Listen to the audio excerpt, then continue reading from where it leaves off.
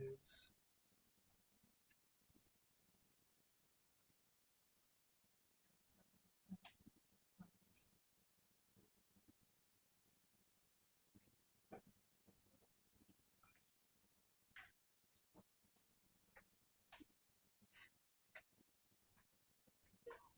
yeah. Is it? It's okay. Okay. All right. Okay. All right.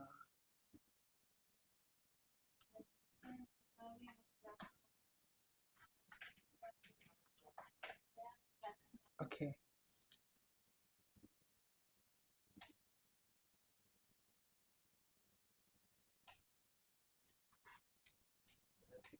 Yeah.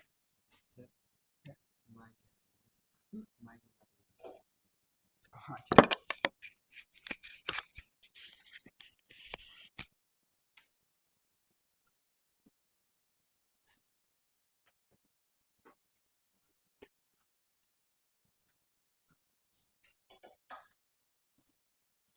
Okay. Anyone whose email I'm missing? Okay. Oh, you can share? Okay. Okay. All right. Yeah, I don't. Yeah, please share. Let me just share, and then the ones who haven't received, please share. Okay, so maybe this is the overall structure of the files. So I have tried, I should say, like my student and I have tried to do all the analysis in this, like through Google Colab. And the first one is what I had given you. And then the second one, which we'll cover today, is like reading through the file, writing, plotting, and then finding the dimension, reading the header information, and things like that, right? And then we have task data processing, how to process task data. And then I hope to do these two today. And then tomorrow is Wednesday. So tomorrow I'll try to do the resting state. And then Thursday would be ICA. And then I'm trying to think what is the best way. Perhaps on Friday I will do 5A, but then one thought I have is that have you try 5B as your assignment for the weekend and next week, right? So most of the methods has been described till 5A, right? We have like how to do ICA, how to do correlation-based analysis, how to do quality control. So all of those have been described in the first 5, right? And then 5B is what you would be doing using autism data, right? And so for autism data, you will have 100 subjects and you can analyze them, right? And I would like all of you to try different methods and see whether you can identify any differences, right? Again, I should emphasize that, you know, once you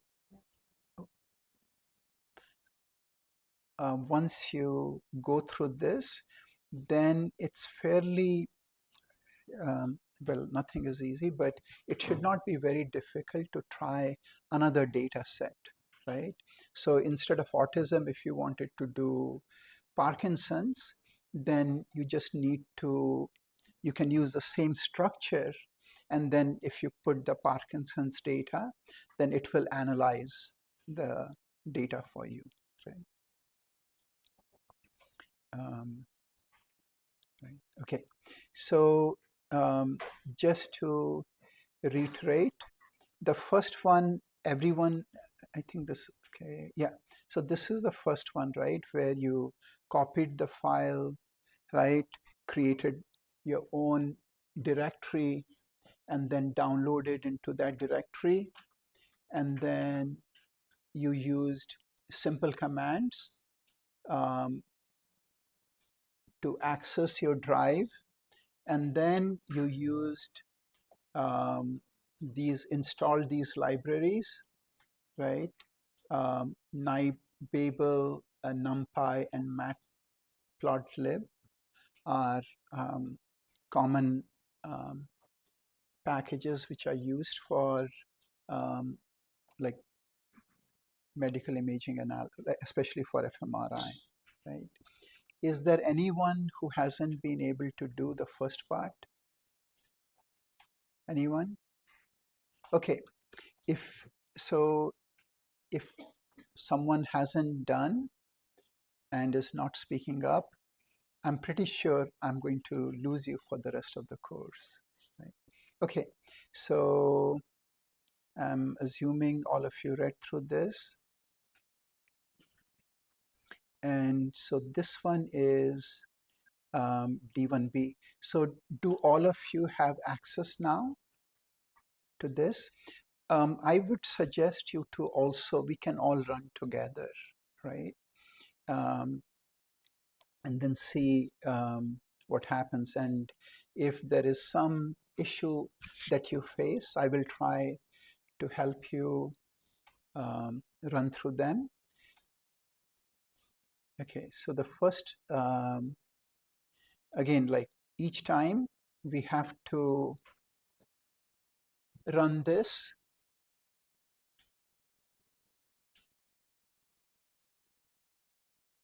Again, this is accessing our drive, right? The Google Drive. And I'm guessing most of you should have enough space in your Google Drive to download the data.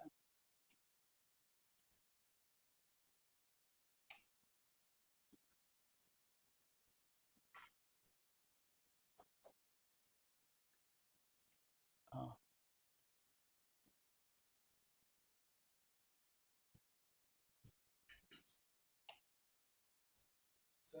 yeah. Huh?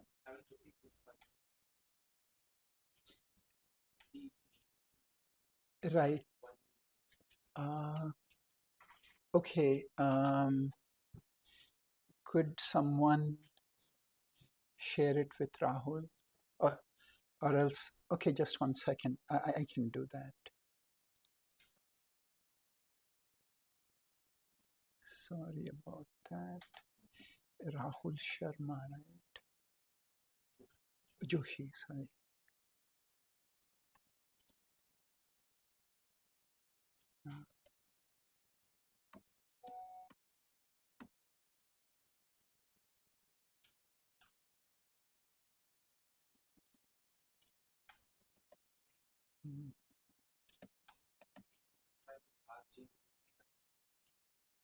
R. Yeah, my computer is for some reason very slow.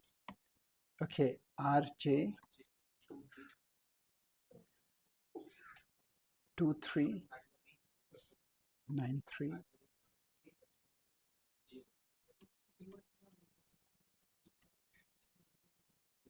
Ah, yeah. Okay.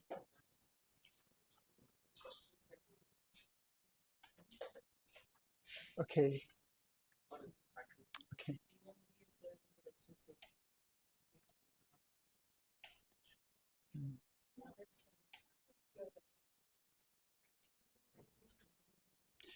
Again, anyone who hasn't received, let me know, I'll share it. And all of you, please run through this one, right?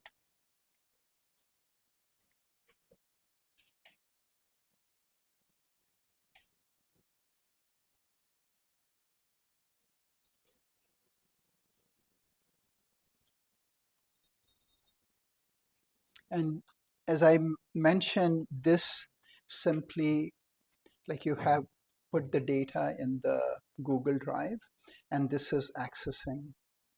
I don't know why it's taking so much time.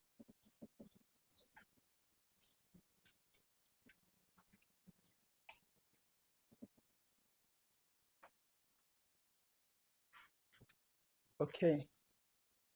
All right. So the drive has been mounted.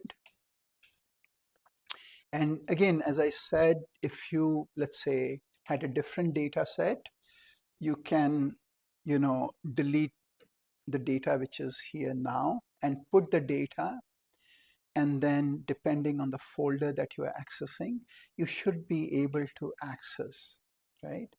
And NIBabel and NILearn are new neuroimaging libraries which are used. And then for plotting, right, we use matplotlib, and NumPy is a very standard scientific package which is used in Python, right? So now I install them.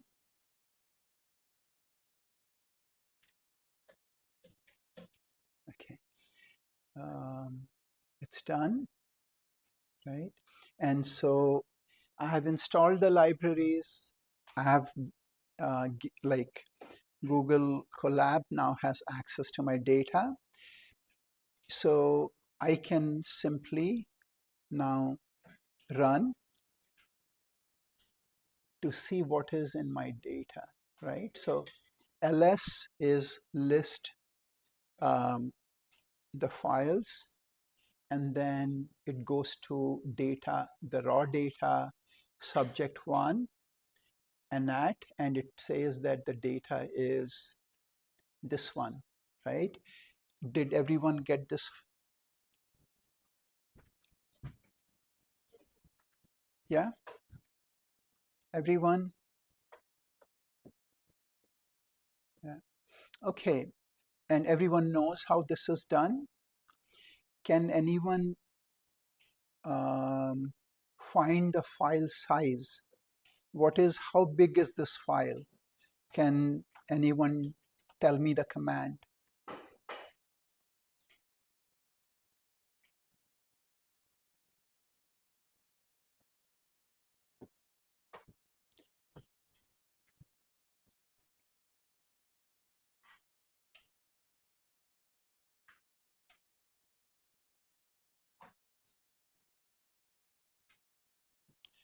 Everyone is getting this? Anyone who isn't, who is having trouble?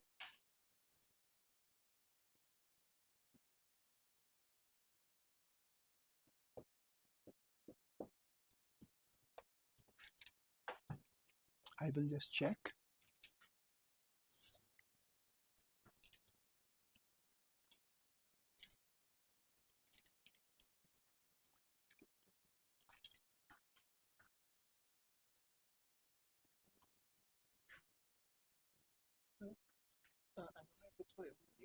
The data pre-process folder does not have Right, right. all that. Yeah. Yeah. So once we run the command for the directory, Right. Yeah. so should we make a folder on that directory? You should make a folder in your drive. Okay.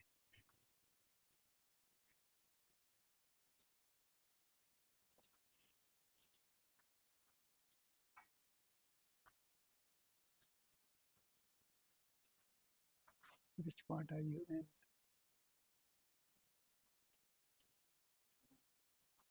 Okay.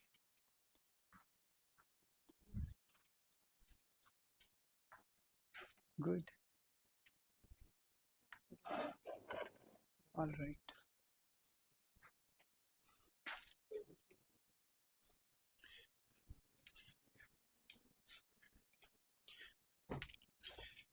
Okay. Okay, not everyone is up to date, but it doesn't matter to me. So I had asked several times. Okay, so if I want to see the file size, right, I can just do this, ls minus L, and it will tell me the file size is this much, okay? And again, these are commands within ls that you can use. But for simplicity, I just wanted you to see, as you look through the data, how much, like what is in which directory, right? And if I wanted to find out what is in what directories are inside something, then I could type star, and it will show that subject 1 has under anatomy this file, and in functional these 4 or these 5 files, okay? And so the 5 files are task motor run 1. This is the event file when the subject performed different tasks. Task motor run 2, the event file, and then there is resting state, right? So there are 3 runs, like 2 motor task, 1 is resting state.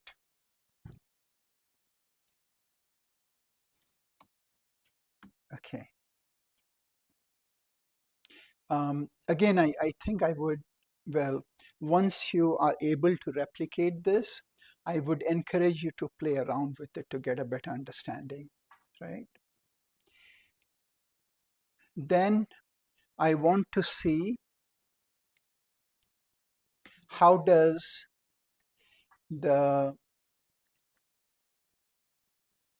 structural image look like, right? So here I provide subject name is this, anatomical file path is data raw, subject name, then anatomy, subject name, session structure, right? Run 1. And then I want it to load it. This is the function from the libraries that we installed, right? NI Bible, NIBable, and then I want to print this data, right, which is the anatomical data. And when I print, what I get is the data shape, which is the dimension of the data, which is 224 by 256 by 256. So it is like a 256 by 256 matrix with 224 slices, right? So that is the 3-dimensional data. And these are typically not used, but these are good information to have, right? The size of the header, then these are the dimension. Again, 224, 256, 256. And then these are the way the data is stored. This is the data type, right? Float 32. And then the slice start is 0, right? Again, this is important because in MATLAB, the first number is 1, while in Python and C, the first is 0. Okay. Second, yeah, the second is, the other thing is pixel dimension, which is the voxel dimension, right? Which is 0.8, 0.8, 0.8.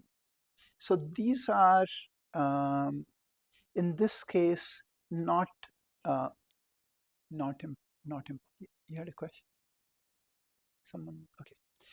So these are the information, but typically these are the features or the parameters that you should remember, like you should be careful, like it should be float 32, If it's integer, then it will give a lot of trouble. Then you should know the voxel dimension, and then you should know the matrix dimension. Okay.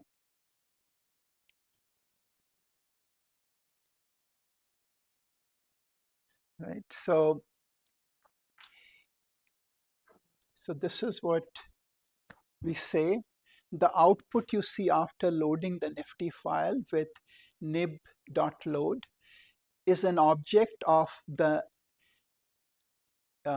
nibable nifty.nifty image class. This objects hold all the information about your loaded neuroimaging data. And these have been broken down into the following class, right? This confirms that the loaded object is a Nifty1 image object from the nibable library. The data shape is 224 by 256 by 256. This indicates the dimension of the image data. Since we have loaded anatomical data, it is a 3D image, right? And so the dimension will be X, Y, Z. So these are like the main things to remember. And I also told you how you can find out the size if you want, right? So the next thing is we want to extract the image as NumPy array, right? So once we have read the image, right? So it reads the data and then it basically displays the data in a numerical form, right? So again, this is 224 by 256 by 256, and that's how the data looks like, right? We cannot visualize or cannot comprehend how the image looks like just by looking at the data. And so what we have to do is we have to visualize the data, okay? So far clear, everyone? Okay. So as I had mentioned, like any image is nothing but a matrix of numbers, right? Any image is simply a matrix of numbers. And so this one was a 3D matrix of numbers. Now what we want to do is display these images, okay?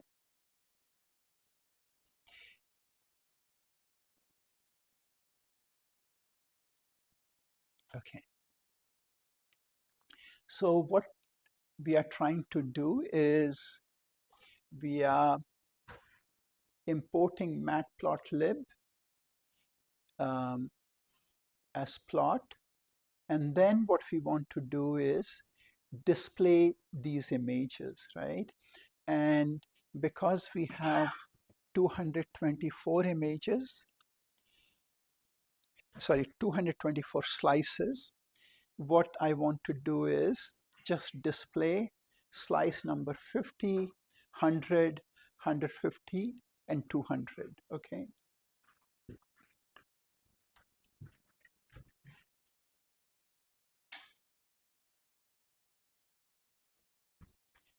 And further, so I have 4 variable, 50, 100, 150, and 200. So those are my Z values. Also, I want to display them as grayscale images, right? And then I want to plot them, and the title would be the slice number, okay? And if I run this, it shows the axial slice number, right? This is slice 50, slice 100, slice 150, slice 200. Okay, so far everyone is clear. So far everyone is able to generate this. Okay, so because we have to give you grade at the end, can you take a screenshot and email me what you have? Okay.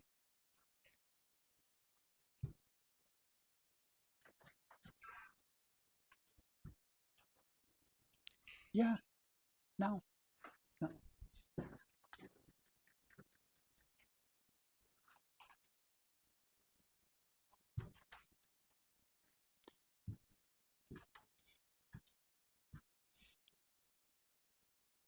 So while you are emailing me, what do you think about the slice number? Slice number 0 is at the bottom of the brain or top of the brain? Bottom, right? Anyone who disagrees? Okay, good. Um, so it starts from 0, 1, 2 till 224, right?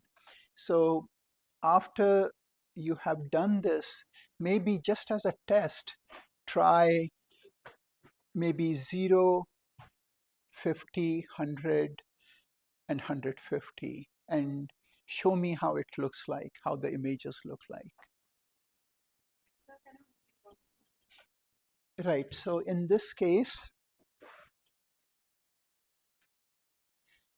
in here, I have provided 4 different values, 50, 100, 150, 200, right? So I want you to try 0, 50, 100, and 150 and show me how the image looks like.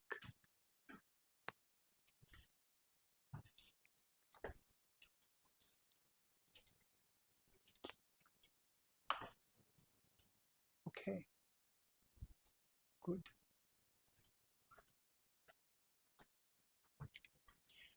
Yeah, yeah. There is no time information.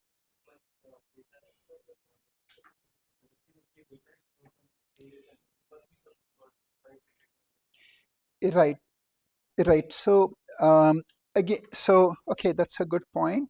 So this is not resting state data. This is the anatomical data. The the functional data. There are 3 functional data. One was motor run 1, motor run 2, then resting state. This is the anatomical data. First, the anatomical data dimension is, it's a 3-dimensional file, right?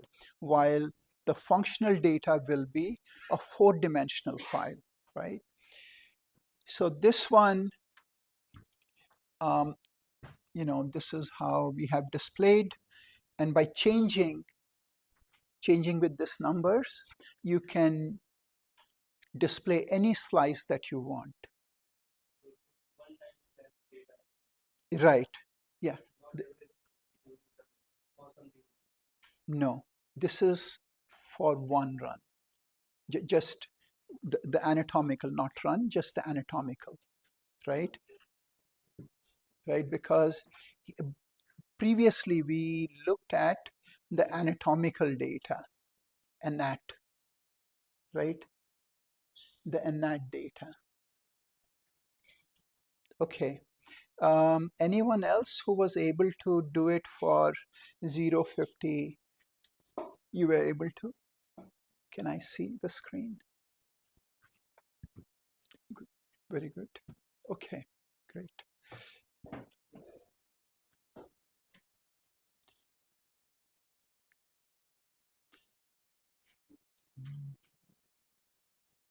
Okay, so this is the way.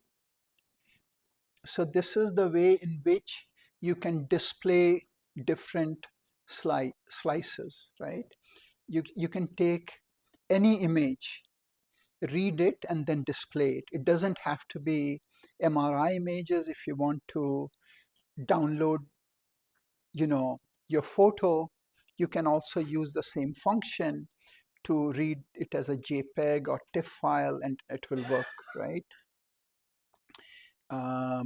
So then what we want to do is that while this looks okay, sometime you want to display by rotating, right? And in this, with NumPy, the rotation is very simple. np.rotate 90 is going to rotate your images. So in this case, if I run this,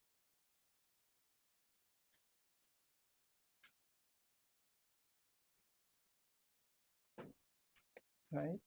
So the same information, the only difference here is that np rotate, we simply rotated the images, right? Also, again, if you have time, instead of grayscale, you can try other kinds of like color scheme, right? Okay, so everyone is clear. So yeah, What will be the command? Sorry, not the command. What will be the term for the other? Expose grade, separate, so you can, instead of gray, you can try like hot, right? So like almost like, do you use MATLAB? So if, okay, so if you use MATLAB, you can check what, there are many different ways you can use, many different function color schemes, and you can easily, yeah, yeah. So you can try. Okay, everyone is clear so far, right? Right. I'm trying with 120, then I mean this. What happened? So it runs into an error. Save space bar. So display. So I've put in 120 instead of 90. Right, right. I was thinking about rotating like that. Right, right. Yeah. So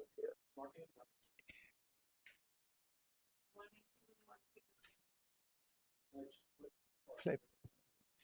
Yeah. All right. Okay, so everyone is clear how to do this. So let's say I wanted you to, instead of displaying axial slices, I wanted you to display sagittal slices. Will any of you be able to do that?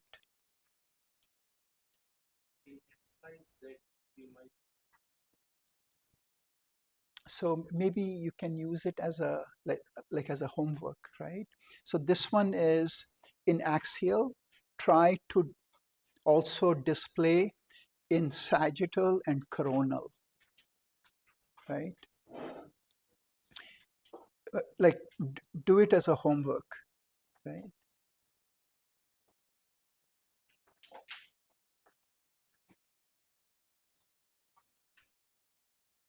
So again, here,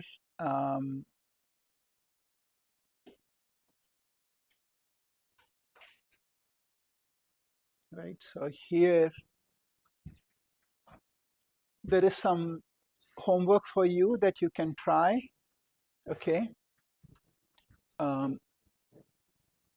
Write your code here. So that's your homework, right?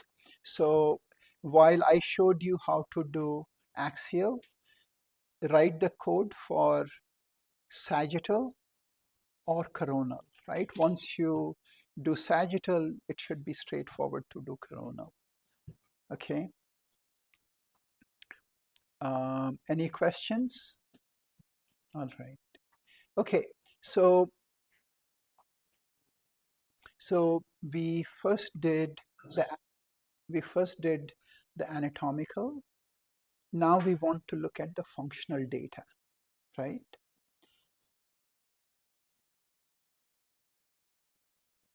And if I want to look at the size, then I just do this and I can see the size of the files.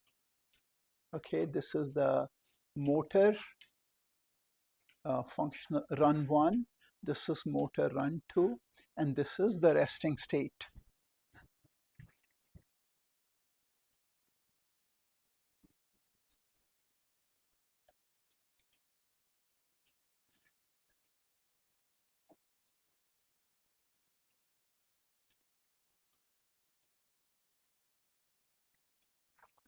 So we have 3 functional files, right?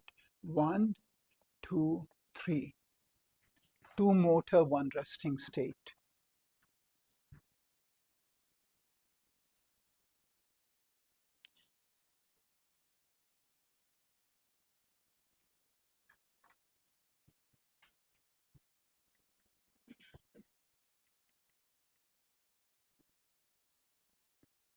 So this is plotting the information about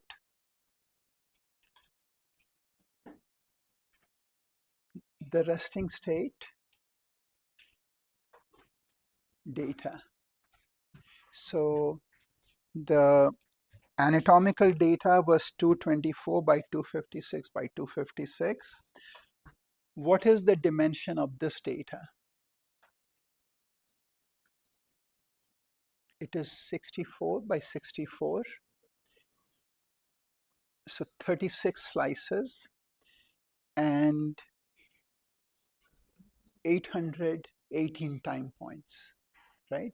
So that is the temporal dimension, right? So again, by using this command, you can read and you can get information about what this data type is, okay?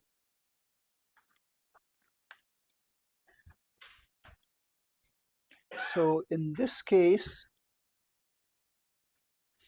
the previous one was float, right? In this case, okay, so these things you have to be very careful.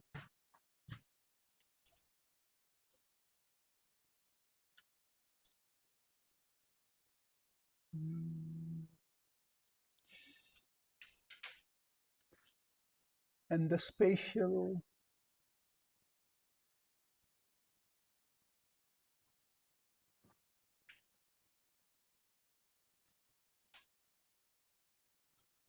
the pixel dimension is 4 by 4 by 4.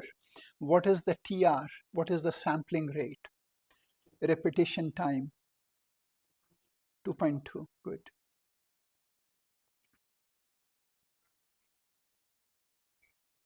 Right. So the functional file is 64 by 64 by 36 times 818. Unlike the anatomical data, which was 3D, the functional data is a 4D file. The first 3 dimension 64, 64 by 36 representation represent the matrix along the x, y, and z axis, while the 4th dimension represent the number of time points, right? And the other things like integers 16. The one other thing which sometimes is critical is how the data is acquired, right? And this says slice code. This indicates the slice acquisition order. In this case, alternating, increasing 2, right? So it would be slice 1, 3, 5, 7, 9, 11 till 35. Then it will go to 2, 4, 6, 8 to 36, right? So that is the data order.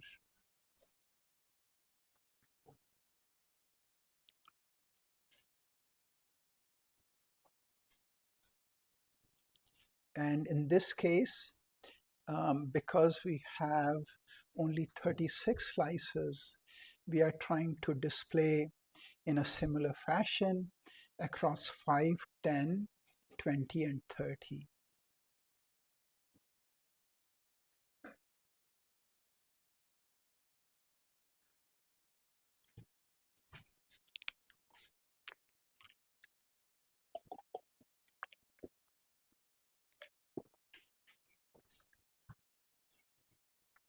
Right, again, these are much faster than in MATLAB. It's like to run this, it took like 4 seconds, right? And you can display this.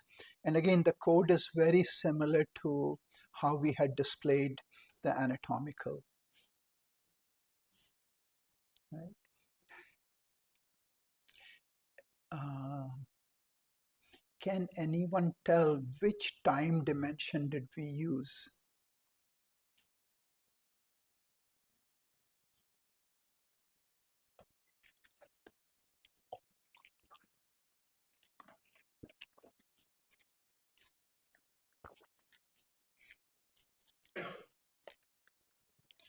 Okay.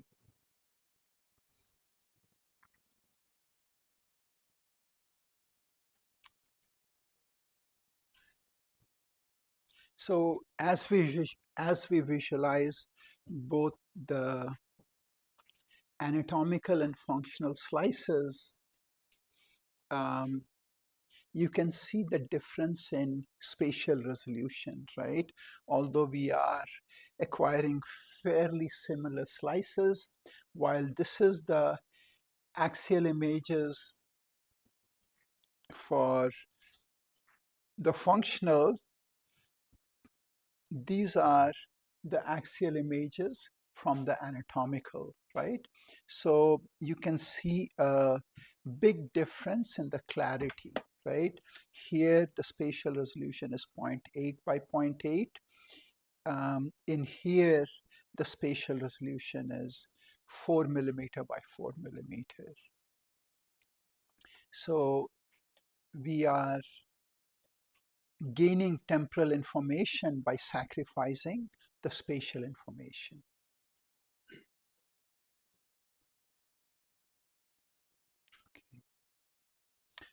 Similarly, we can do other tests or other things like here we can compute the mean, again using NP mean functional data, and it will compute the mean, right? Again, it's really fast. Um, and then,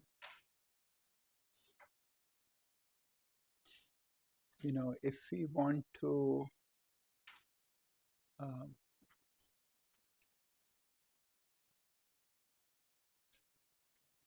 right, you can do this. And then what we can do is um, we can process the data and use affine transformation um, of the functional data such that we can compare with the anatomical data.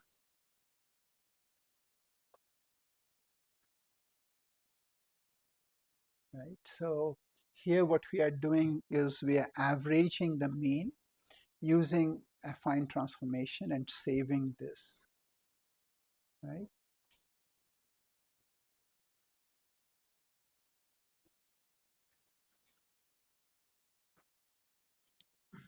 And so with NiLearn and NiBabel, you can use different features. And one of the useful features is how to plot these data, right? So we install NiLearn,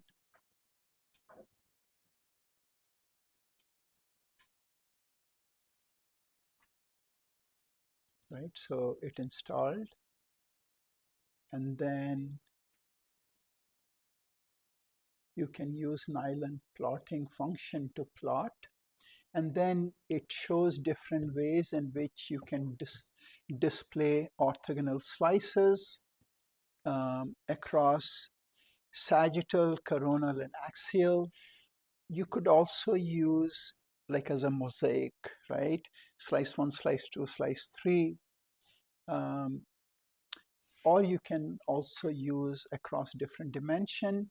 And the last function is to display it as a glass plane. You can define the opacity and the translucency of the brain. This is particularly useful when you want to display functional information on the anatomy. So you can make, depending on what you want to do, you can make parts of the anatomical brain um, like visible such that someone can see where in the brain there is activation. So this is one way to display the orthogonal structures, the three orthogonal plane, right? So for any location, it would, right, in this case, we gave the coordinates, and then, so this is the coronal slice, this is the sagittal slice, and this is the axial slice.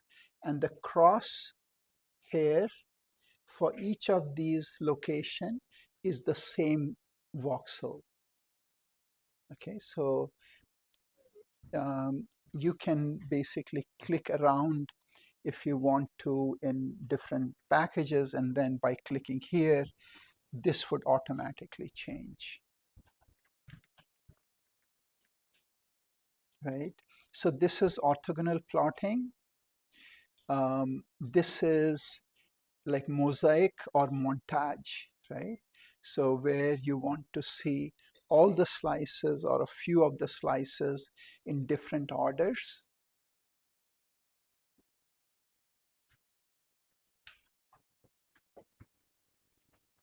Right, so this is axial, this is sagittal, and this is coronal, right? So again, if you are to display different slices, then you can use this function to display them.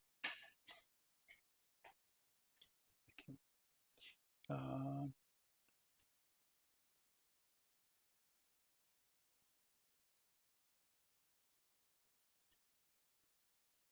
Again, we are trying to do the same thing with anatomical, right? We are also plotting them in an orthogonal plane.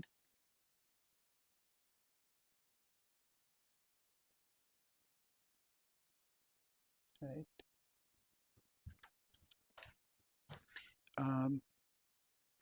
Right, so again, coronal, sagittal, and axial.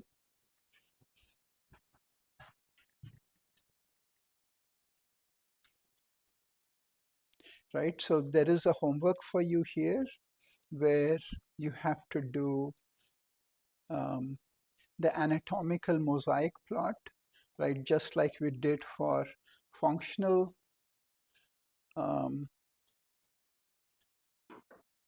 Can you, what is the time? Oh, 3 o'clock. Okay. You could, okay, you can try it. You can try it later because the code actually is here, right? You just need to modify the code, which I did for functional. You try it for the anatomical, right? And then run the code. You should get similar results, okay? The next is, you know, if we can plot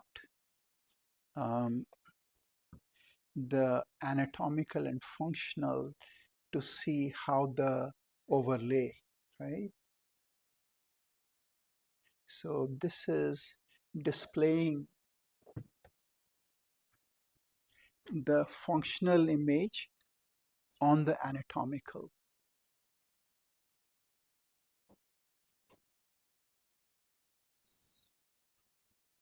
Right? So again, the background is the anatomical, the green is the functional, right? Again, this looks like this because the functional, the signal from here is very low. And we are also plotting this because we want to make sure that the anatomical and functional are well aligned, right? Because when we compare across different brains, we transform the anatomical into the MNI template. Like MNI is the average brain, which is transformed.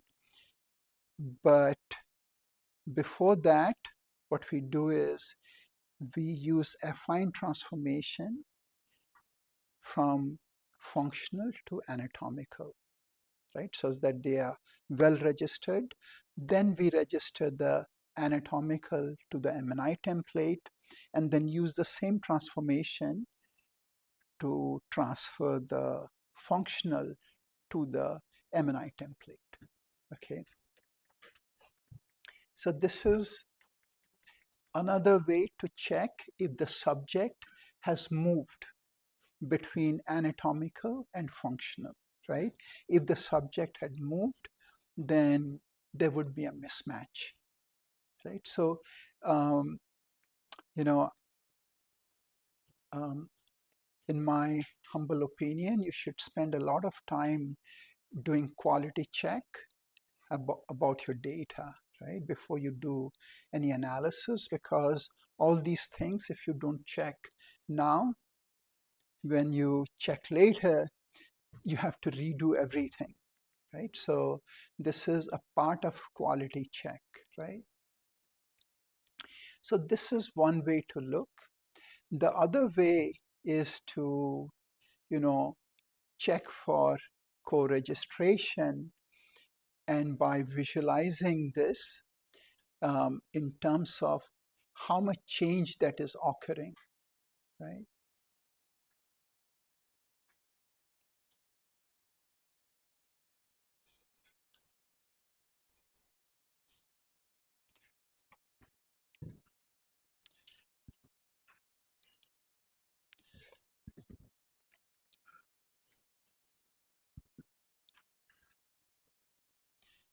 Again, so in this case, so anatomical image contours on functional data, right? So this is like another way to look at the data.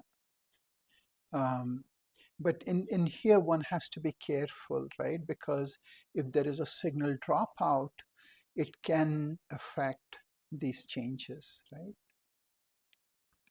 Okay, so this is like, I hope this is like ways in which you can look at the data, read the data, find the dimension, and do like very basic analysis, like I shouldn't say basic analysis, like basic QA, right? Like, is the anatomical data and functional data properly aligned, right?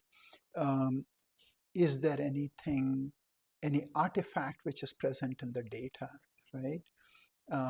Is there signal dropout in the data? So all those things you should look at this stage, right?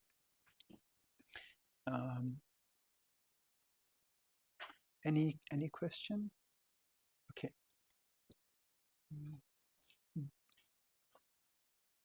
So I'm just going to, okay. So you have assignments in this one that you have to send me. Okay. I think Dr. Bhumika mentioned that there is an exam that's going to happen, but maybe I think that's a great idea.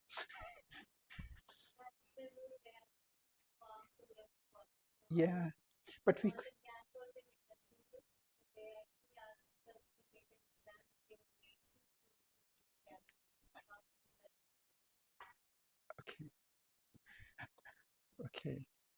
work hard not to get a B, right? Okay, we can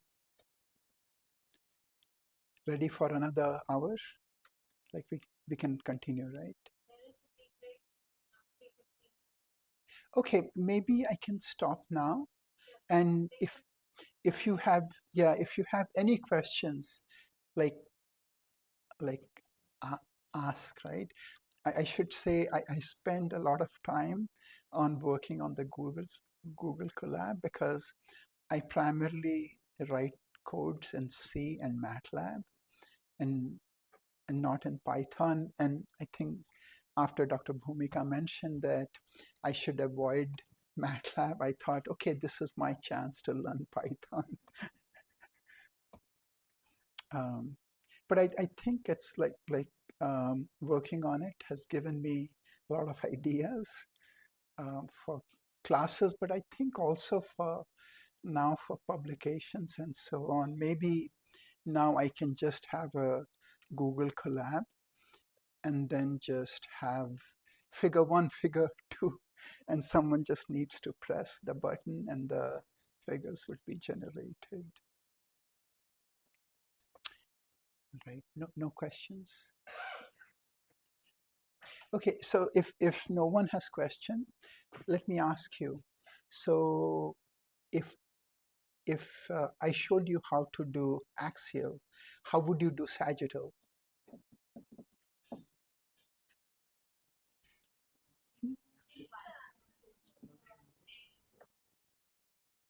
Okay, I think she was starting. Say first.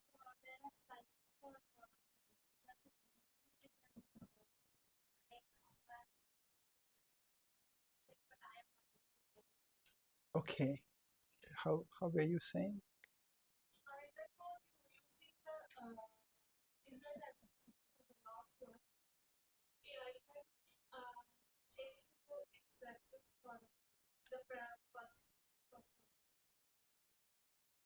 I didn't understand.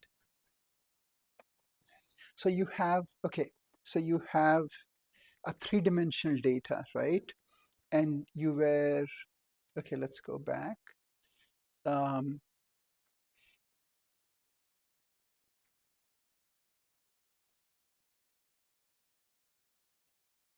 okay, so in this case, where are we displaying the axial images?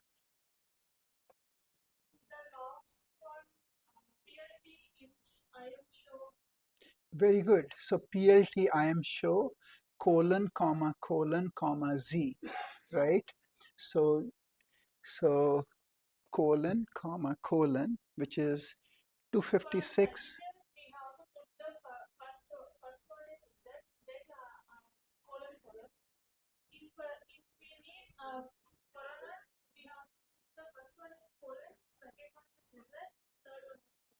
Okay, did you try? And it worked? Can you show?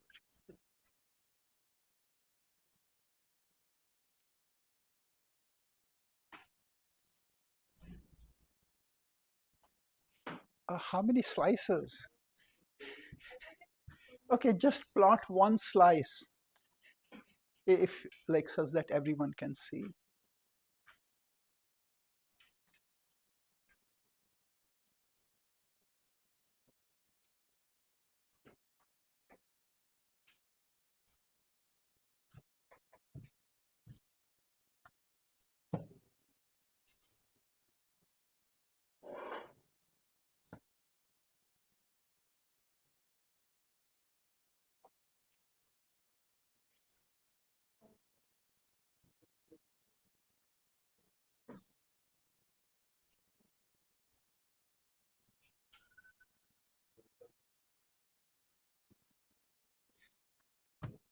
Right, so as she is meant, yeah, sure. Okay, um, I, I, I believe you. I think I can see it. Okay, good. Um, so this is the line which you have to um, modify, right? So colon, comma, Z is axial. So for the other one, it would be z comma colon comma colon. The other one would be colon comma z comma colon. Okay. All right. Okay. So can anyone, right? So if I told you that, okay, for the 4D data set, I will give you coordinates for X, Y, and Z, but can you display the time series? Can anyone do? Can anyone plot it? Think. Okay, think. Huh? So you have a four-dimensional data set. You have X, Y, Z, and time, right? So I will give you X coordinate, Y coordinate, and Z coordinate. I want you to display it as a time series. How does the signal change as a function of time, right? So let's say X equal to 32, Y equal to 32, and Z equal to 16, right? Can anyone plot the corresponding time series? Abhishek?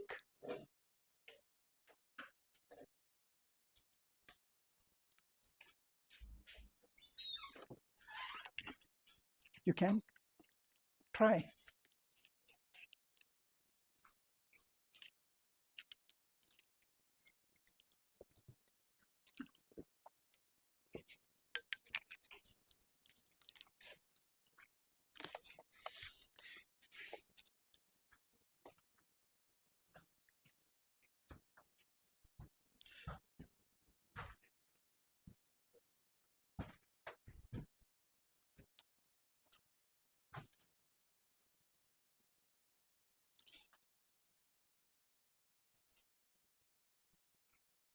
Sanjita, you can do it.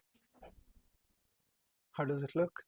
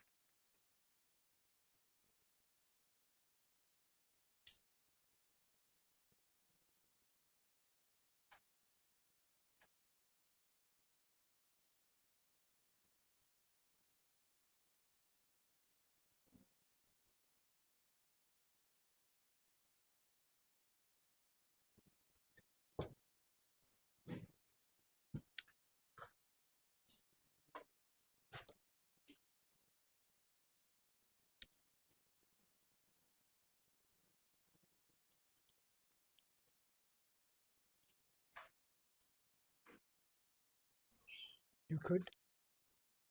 All right. Maybe lift it. Make it intensity brighter.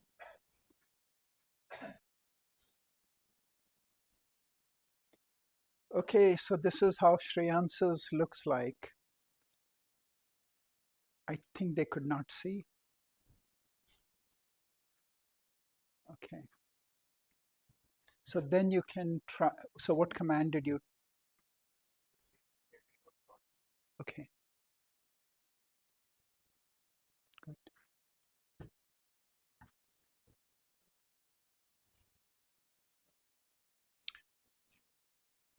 So you can display in 2D, or you can also display 1D. Okay, it's 3:15 now, or 3:13.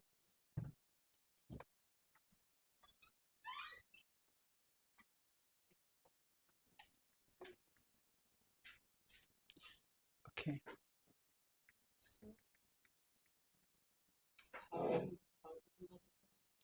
Shreyans, can you just?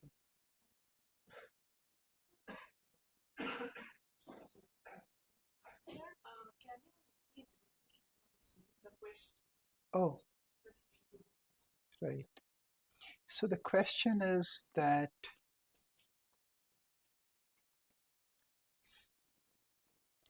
here, okay, not here. Here, I displayed slices, right?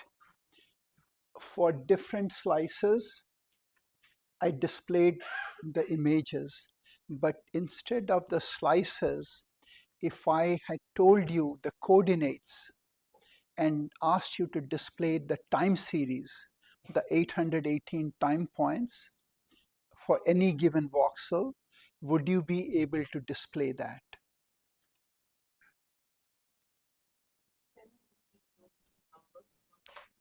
You can make up. So I think I had said 32, 32, and 16.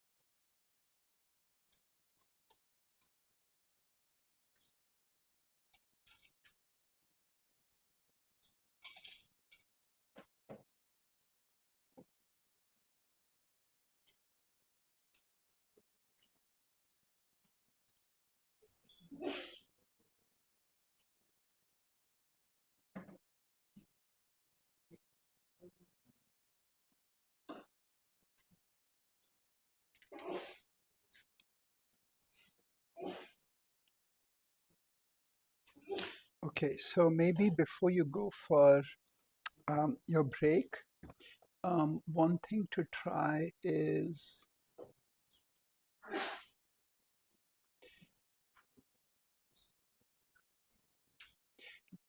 like download, okay, not download. So run the first three commands, right? This will take a few minutes, but the FSL takes like 10 minutes. So like run,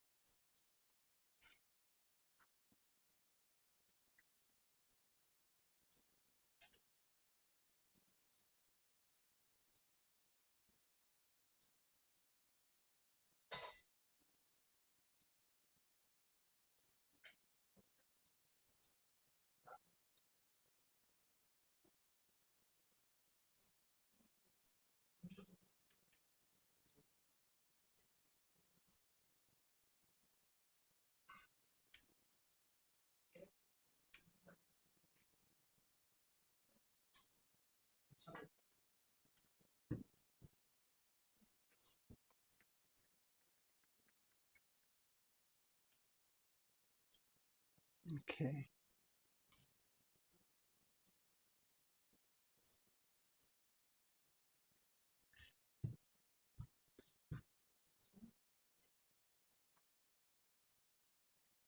So we will be using FSL, and this is the one which took, like when I checked, it took 10 minutes. So maybe you can run it before you go for your break.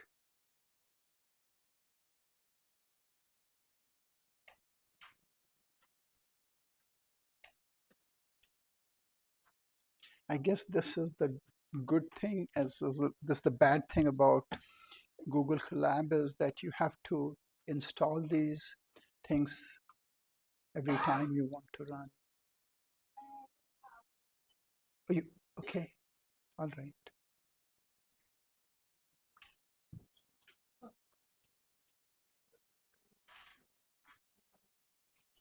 Okay. So we take a 15 minutes break.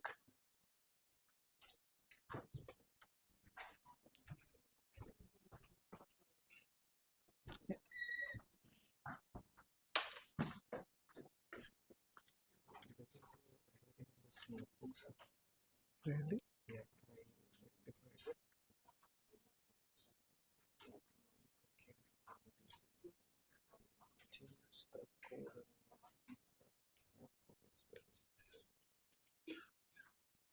In the task processing, what is the error?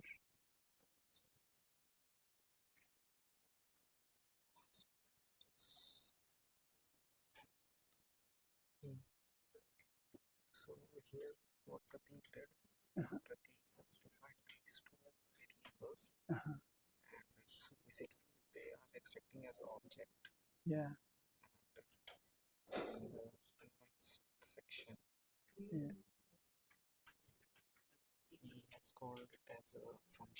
Right.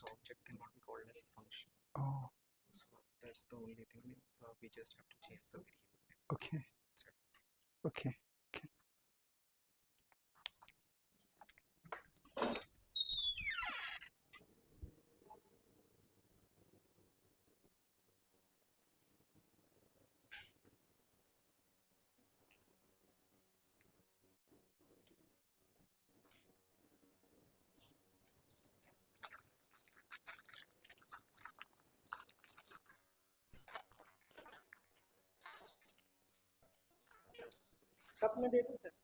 ठीक है.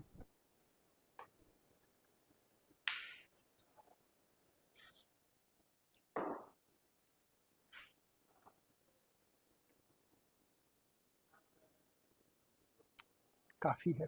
Thank you.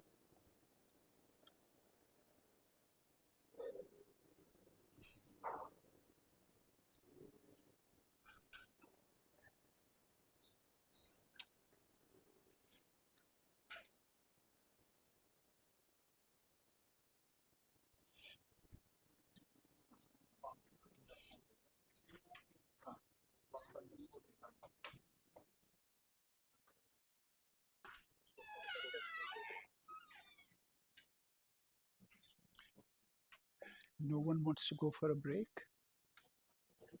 No one wants to go for a break. Wow, that's dedication.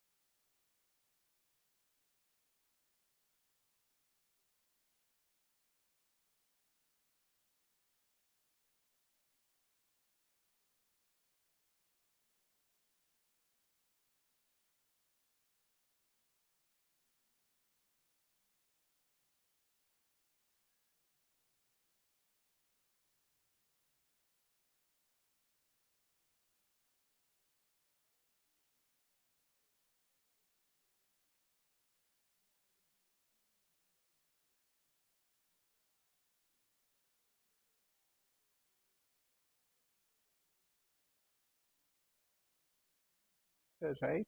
So they are saying remove any previous installation, and I don't want to install it because I am working with it and I have a lot of data. Okay. So I don't want to. I don't want to. Right. Okay, I understand. Mm, Is it possible that if you go, suppose if you use command and I use my interface interface? right. It should be okay. It should be okay. I mean, the other thing you could do is comment the RM minus RF, comment this out. The local. Yeah.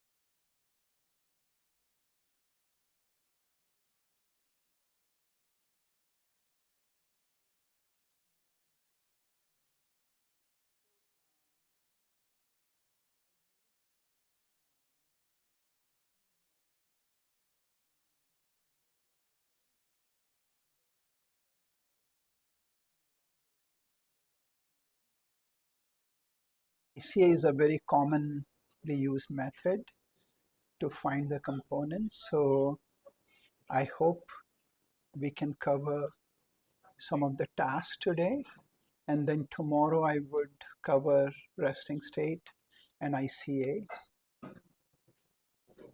All right. Okay, so I have installed, like, this is the command to install FSL. I think it's the longest. It took like 11 minutes, and after that, like, you have to, check if FSL is correctly installed, right?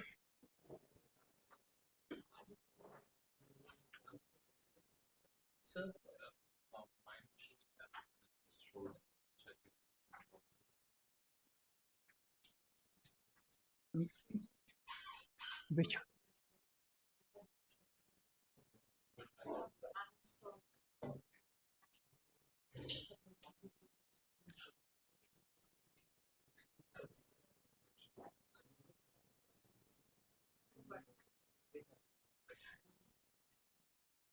Yeah, if those of you have FSL on your computer and you are using for other things, then maybe don't install FSL, and try to run and see whether it runs.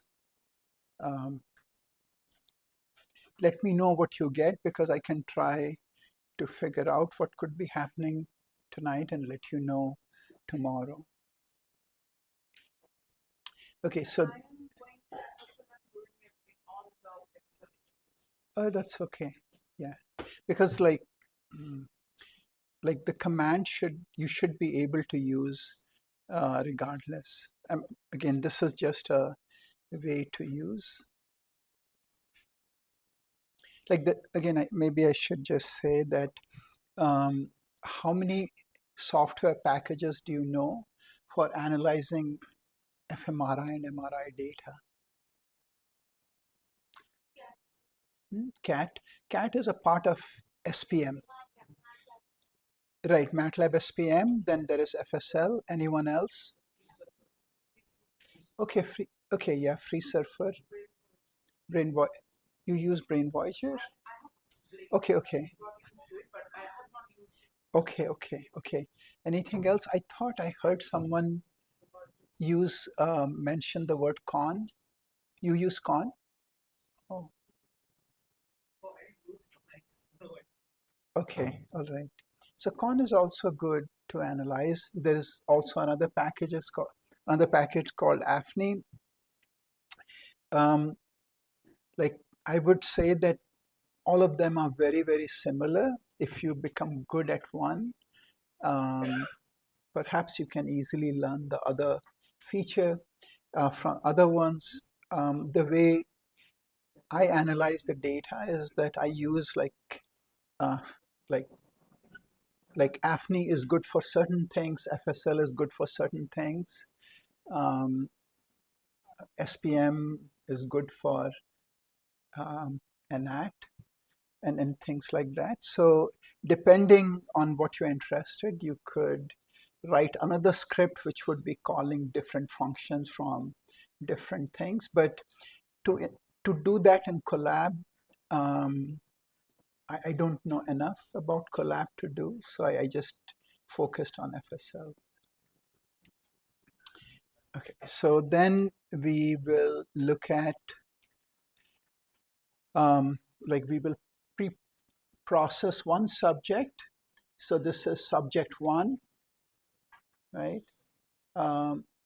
Actually, this is publicly available data. So again, if after you try some of this, you can add more subject. This is called the Midnight Scanning Club, which has, is it 10 subjects?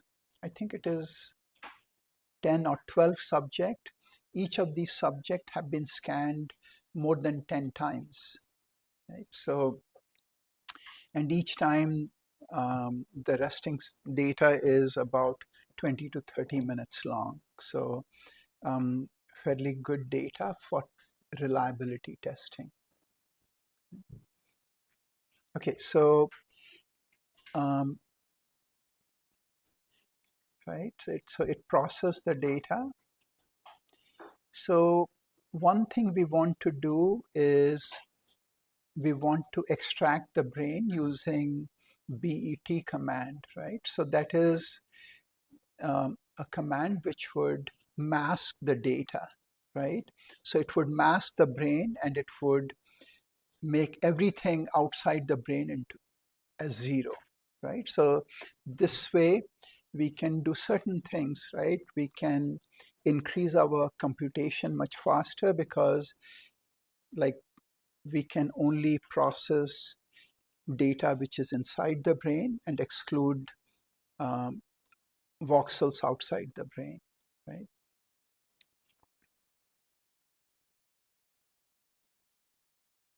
Yeah, yeah.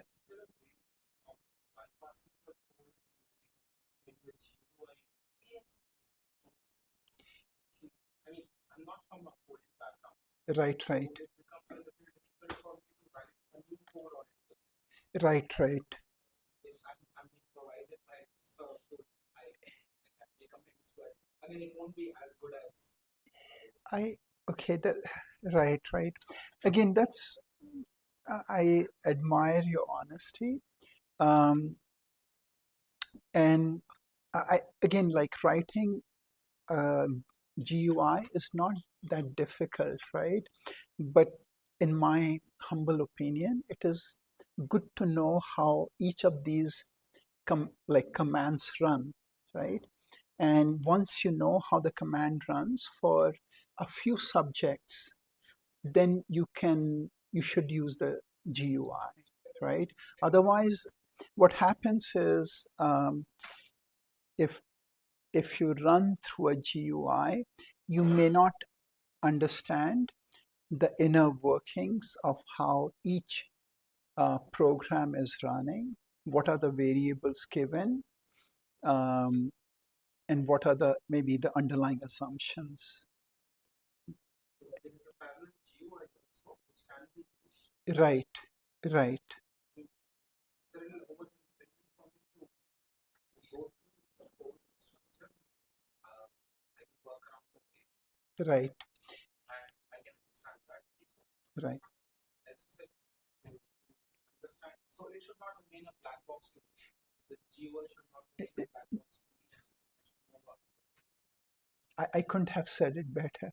That is what I'm trying to say is that um, there are GUIs, right? Like SPM is very popular because it's GUI driven. FSL is also very popular because it's GUI, right?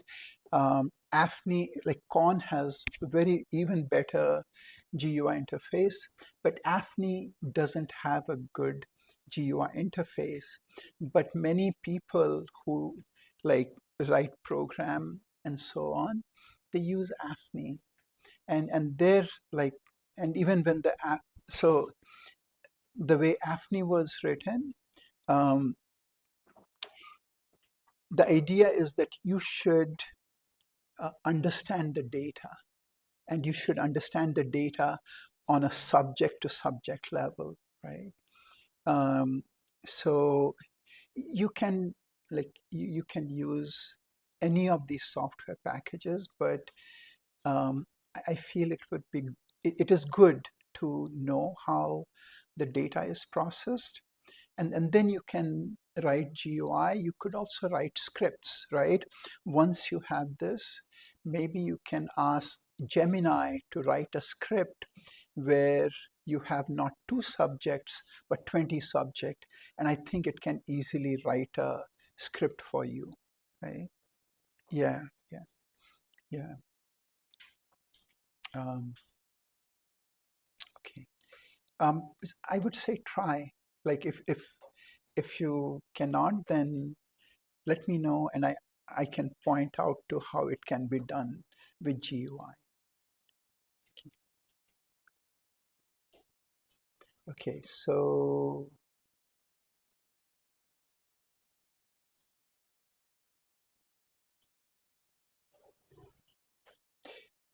mm,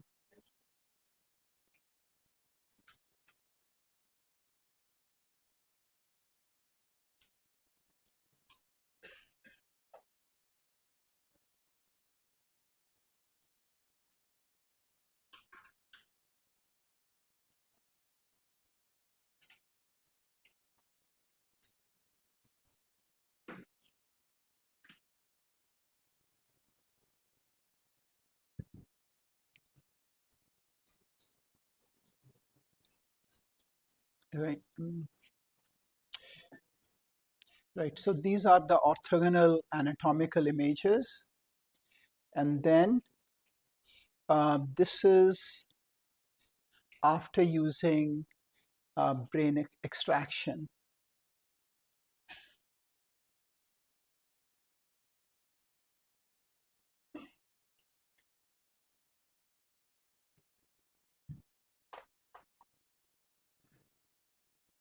right? So the skull has been like eliminated. Anything outside the brain is a zero value. Only voxels inside the brain have non-zero values, right? And again, as I said, this has several advantages. Like in other packages, like in AFNI, like instead of BET, it is called auto mask, right? It will create a mask of the brain images, right? And then what we can do is we can look at anatomical after it has been automasked, displayed on the original anatomical image.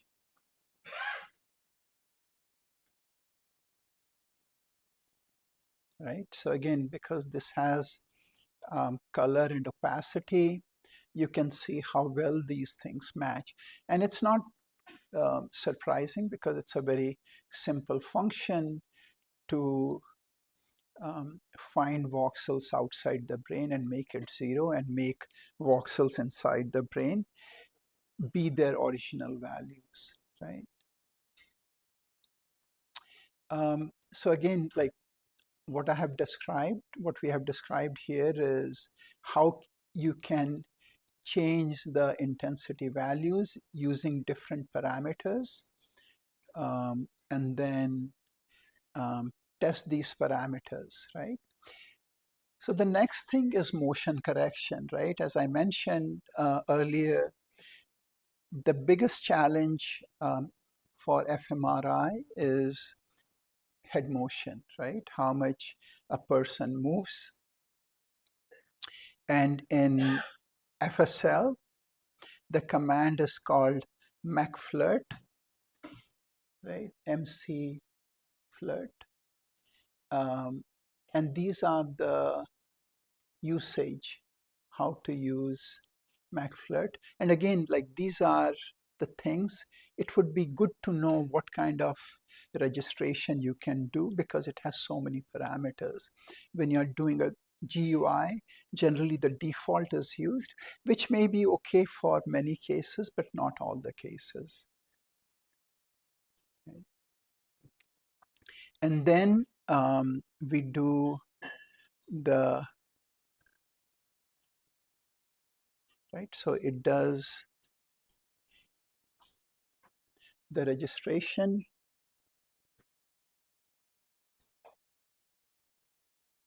right? It's going to take a while because there are, many slices and many time points which are there. So it will run through all those data set.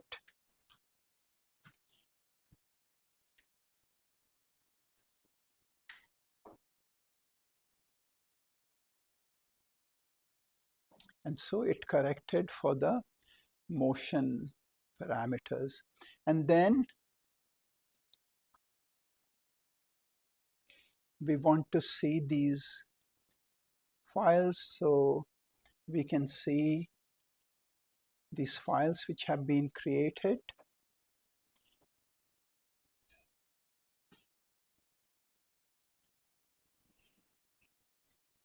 So this is the motion corrected file, right? And it is a 4D fMRI data. And this is for the motion corrected for the task motor run 1, right? And then we want to see how much motion this subject had. Right?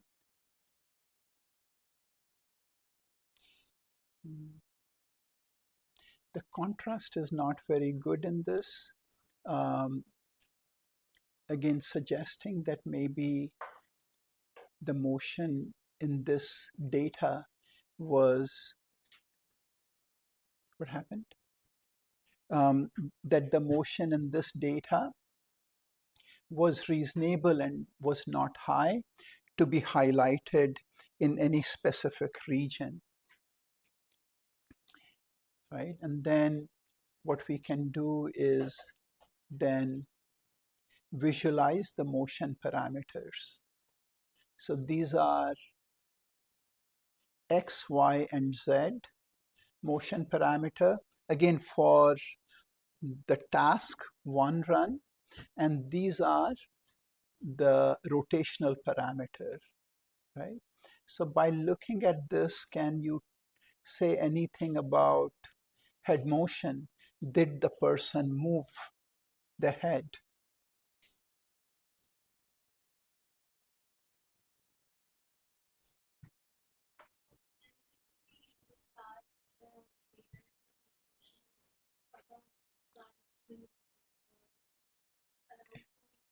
Right.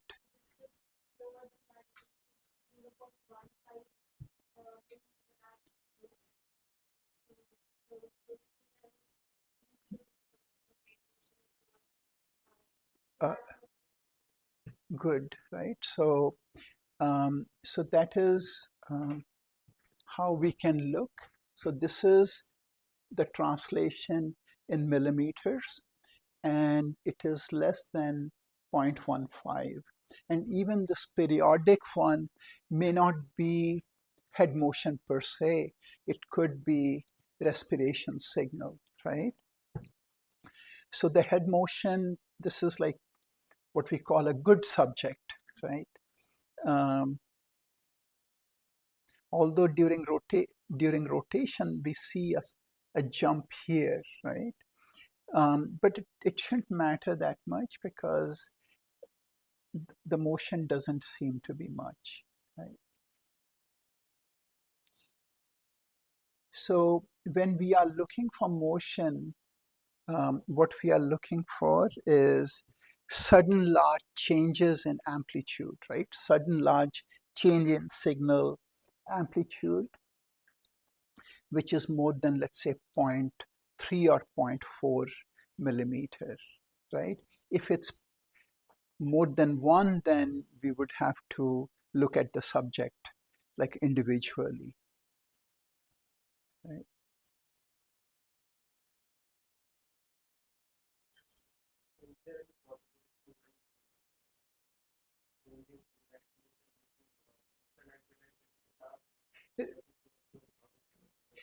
Right, right. So again, that's a very good question. How can we differentiate motion from the task? There are certain tasks, as I had mentioned, like for certain tasks, when you perform the task or the task condition is such that you would either voluntarily or involuntarily move. If you were getting a pain stimulus, maybe your body would stiffen up a little bit, and that is large enough to cause a head motion. or it could be, as I'm mentioning, if you are lying in the scanner and someone asked you to tap and you did like this, that is going to induce some head motion. So one has to be careful. There are ways. So now there are ways in which we can do real-time motion correction, right? As the subject is being scanned, you can estimate how much motion there is. There is like 10-15 seconds delay or maybe 30 seconds delay. Even if there's a 1 minute delay, it is still okay, because at the end of the scan, you would know whether you can use that data or not, right? And if not, you can ask the subject to try to lay still and then scan.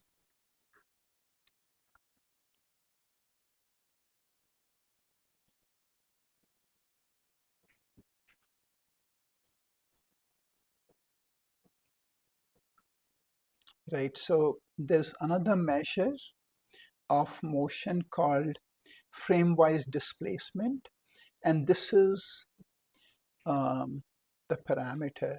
So like this frame-wise displacement of 0.2 suggests that the data is fairly good, or at least the subject did not move much, right? So as we collect data for every subject, we should have this information, like the frame-wise displacement.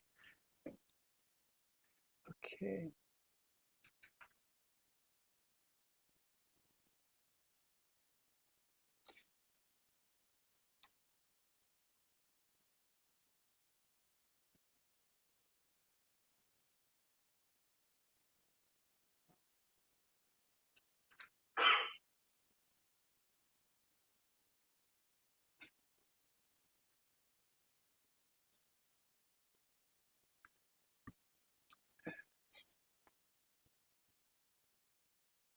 So in this case, what we are doing is we are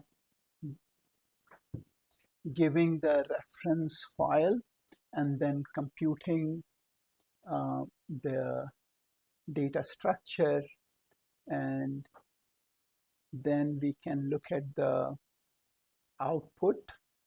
And then once it has been processed, so now we have processed, so we take the anatomical data, skull strip the data, we take the functional data, correct for motion, skull strip the data, and then we transform them into MNI space, right? MNI space is a standard space which is very widely used, and this is an aggregate of many subjects' brains. So it is like we are transformed into a common template where we can say that coordinate XYZ represent this region, or coordinate 237 would be this region of interest, because this is on a common template.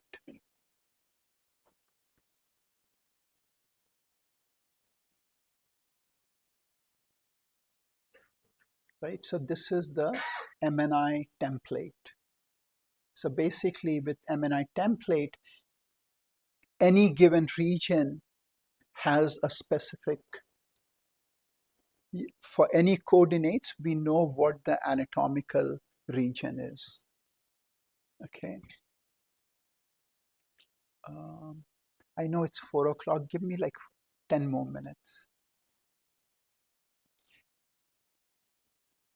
So then what we do is we are running this and transforming the data into MNI space.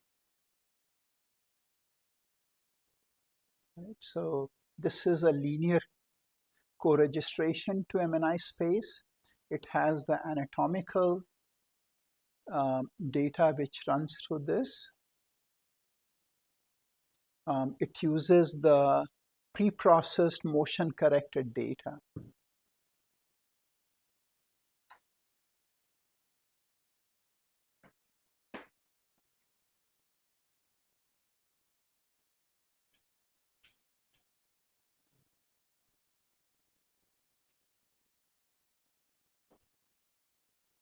right? Also, like the MNI template that is used here has a spatial resolution of 3 millimeters.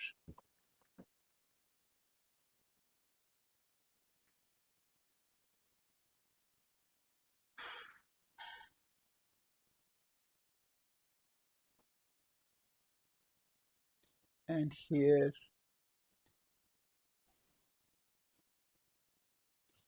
so again, like here, the cost is like when it performs the registration, it uses mutual information, right?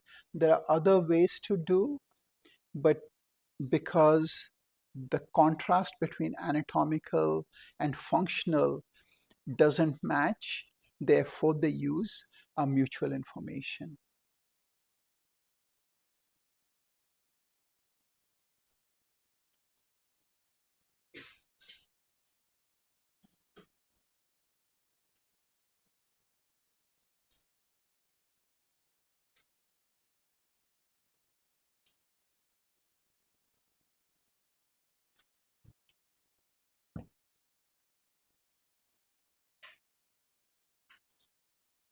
Mm.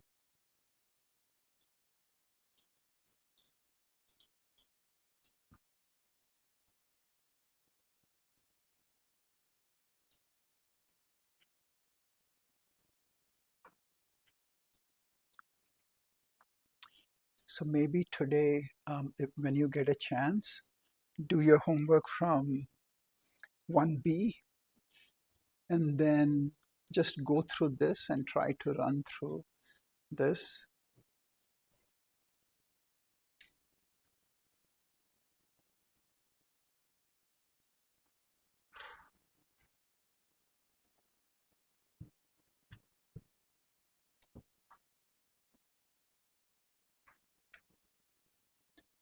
What kind of exam would you like? Not multiple choice? Multiple choice? What does MRI stand for? Uh, if anyone gets wrong, I'm going to cry.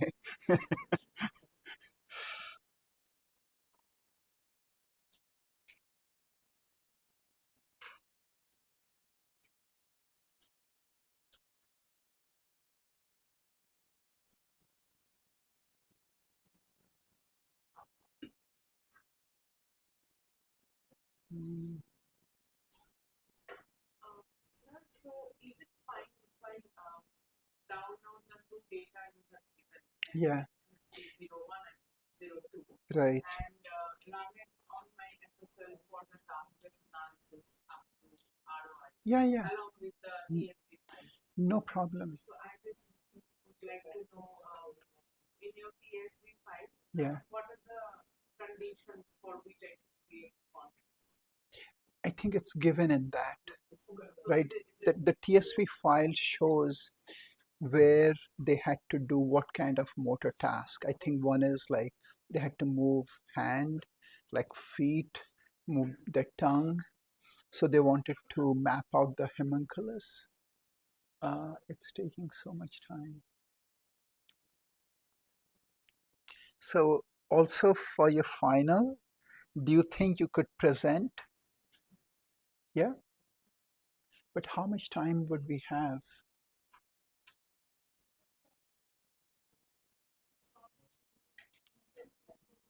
What happened? Right, right, but uh, you choose the data. So, um, so we have the autism data, which is 100 subjects, and you could try whatever you wish. Like if you did on resting state, that would be ideal. But even in resting state, there are many different kinds of measure. You could do correlation based and see if there is a difference. You could also look at like ALFF, FALFF. There are these measures that you can try and see, right?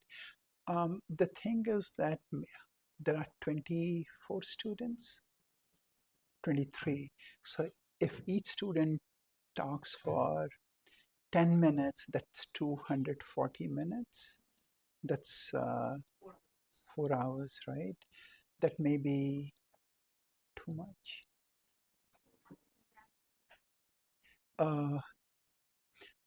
So like, can it be like 5 minutes? Is 5 minutes okay? That's one option. The other option would be like, um, we can like maybe tomorrow I can randomly pair students, because if you work with your friends, there is not much point. We could randomly pair students and then you work with them and maybe then present for 10 minutes. Does that sound okay? Unless you really feel you have to work with someone. But then they would have like, then you would have a advantage, right?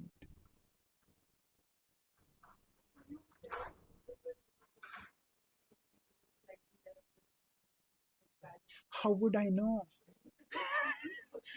You don't even like, it's like, um, okay.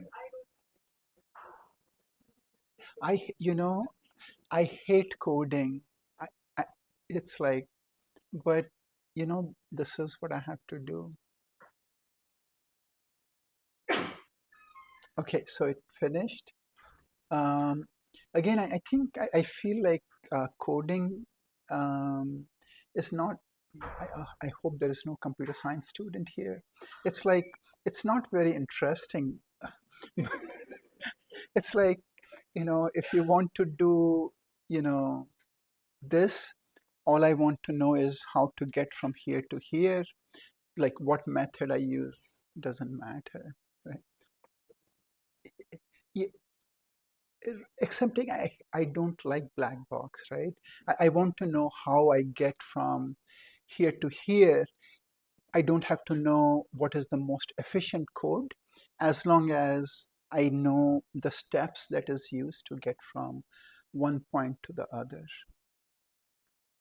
Okay, so this is the anatomical image on the MNI template, and then this is the MNI template contour on the anatomical image, right? So this looks pretty good, right? This looks pretty good. Also, I should say, like in terms of programming, I feel that now you have to know a little bit of programming, because once you know a little bit, you can just ask ChatGPT or something to, you know, um, make the code for you. But you have to understand something, right? So I use a lot of ChatGPT, Gemini, uh, like Claude, and so on, like with different terminals. And I say that, okay, this is the error I'm getting. Can you fix my code? And then they're pretty good at that, right?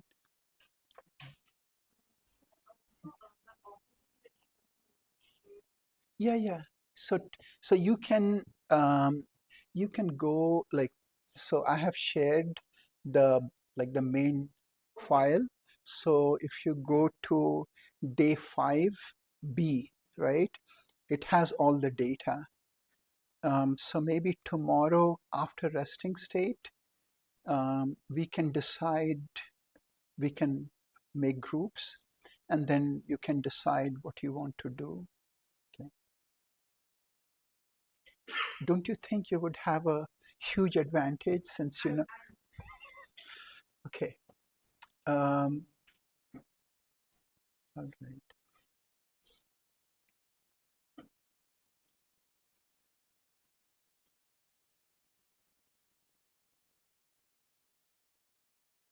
Okay. So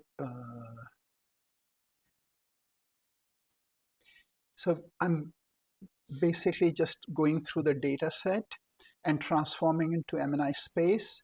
Again, this is doing the linear transformation um, of the anatomical data to the MNI data.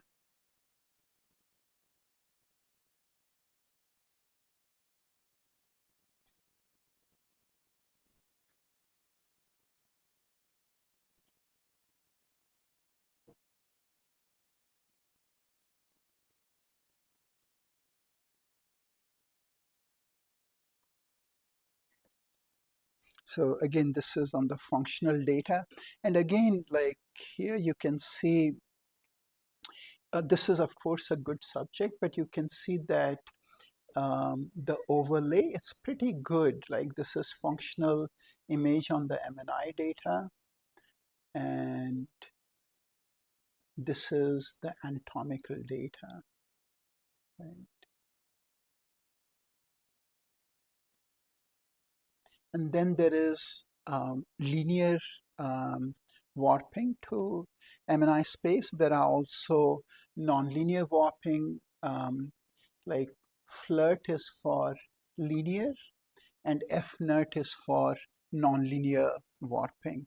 And depending on the application, you can use, okay, maybe try this so far. Tomorrow I'm going to, what time is it?